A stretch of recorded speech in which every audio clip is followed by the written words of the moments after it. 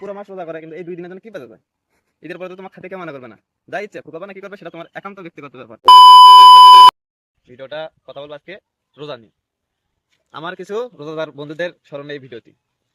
তো আমরা থাকি হচ্ছে ঢাকায়, বাইরে থাকি, চাকরি বাড়ি করি। অনেক বন্ধু বান্ধব আছে, ফ্রেন্ড সার্কেল আছে, দেখি সবাই রোজা করে, ঠিক আছে, সবাই পাক্কা রোজাদার।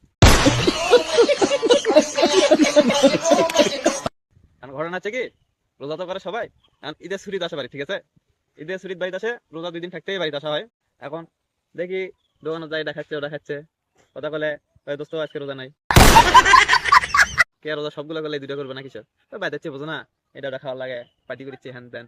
কে রে ভাই, তুই যদি 28টা রোজা করে পাস, এই 2টা রোজা করে পাবি না? कौन है ये लोग? তুই কি পাক্কা রোজাদার না মানুষের সামনে কিছু খারাপ আসে থেকে ঢাকায় যে অভিষেক করে যে আমি রোজা?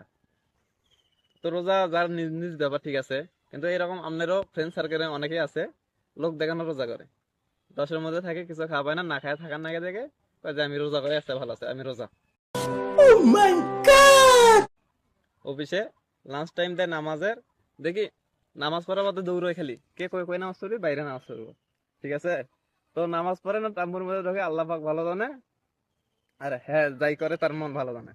তো এসব কথা না, কথা হচ্ছে যে বাড়িতে আসে পুরো মাস রোজা করে কিন্তু এই 2 দিনের জন্য কি বাজে যায়?